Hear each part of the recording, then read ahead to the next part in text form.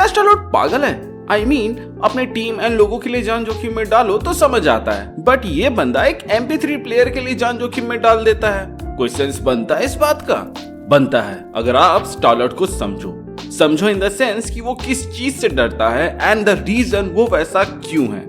तो बॉस, स्वागत है आपका कैप्टन B2 के चैनल में, जहां आज हम स्टार लॉर्ड के कैरेक्टर आर्क एंड डेवलपमेंट के बारे में बात करने वाले हैं, ताकि हम समझ सकें कि क्यों स्टार लॉर्ड एक MP3 से इतना ज्यादा ऑब्सेस्ड था। सबसे पहले मैं ये डिस्कस करना चाहूंगा कि James Gunn throughout the movies Quill को कैसे लिखे हैं, because he is the leader of the group. So James Gunn ने क्विल की जर्नी को 3 पार्ट में डिवाइड किया हुआ है with all the 3 movies. First part is about mother, second part is about father and third part is about self.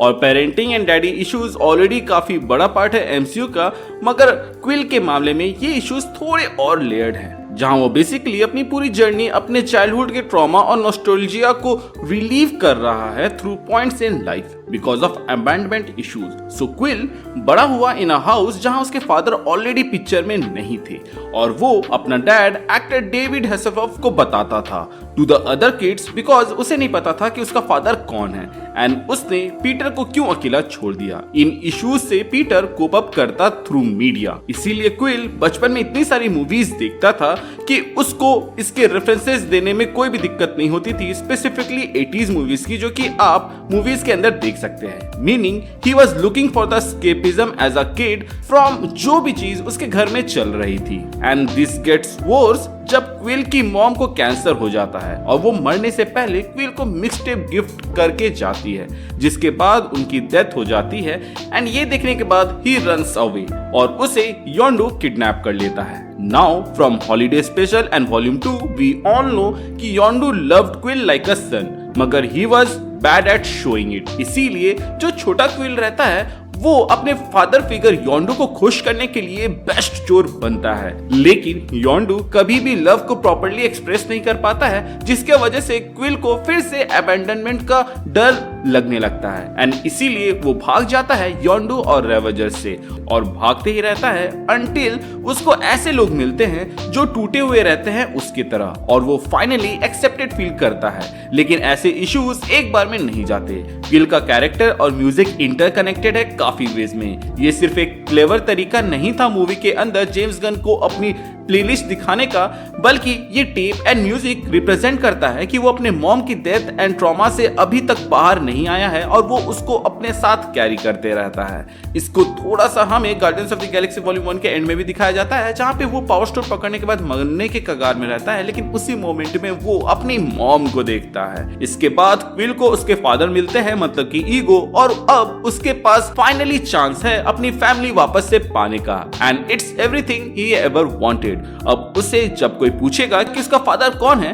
तो उसके पास एक प्रॉपर आंसर होगा, बट जब ये ट्विस्ट रिवील होता है कि ईगो एक विलन है, तब वो रियलाइज करता है कि उसे एक बाप नहीं बल्कि डैड चाहिए था, जो कि उसको अपने बेटे के जैसा देखे, और उसके पास ऑलरेडी एक डैड था जो कि था योंडू।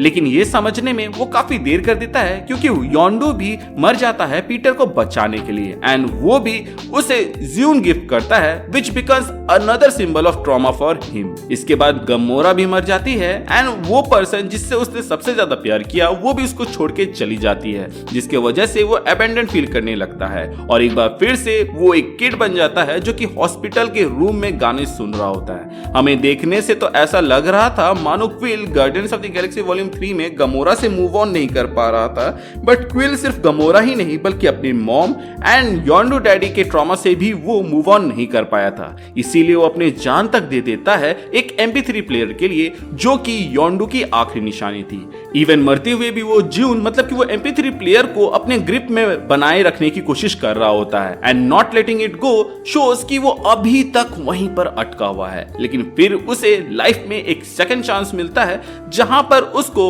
एडम वॉरलॉक आकर बचा लेता है, और इस बार वो रियलाइज करता है कि अब उसे मूव ऑन करना होगा। इसीलिए वो अपना ज़्यून रॉकेट को दे देता है, सिंबलाइजिंग कि अब वो अपने पास्ट के ट्रॉमा से मूव ऑन कर चुका है, एंड ऐसा करते ही उसको गमोरा को लेट गो करने की हिम्मत मिल जाती है। देखा जाए तो क्विल की जर्नी हमें यही बताती है कि हमें मूव ऑन करना सीखना होगा, जितनी भी बड़ी पास्ट में ट्रॉमा हो, क्योंकि अगर हम उसी में रुके रहेंगे तो हम खुद को ही कष्ट पहुंचाते रहेंगे और उस पेन से गुजरते रहेंगे।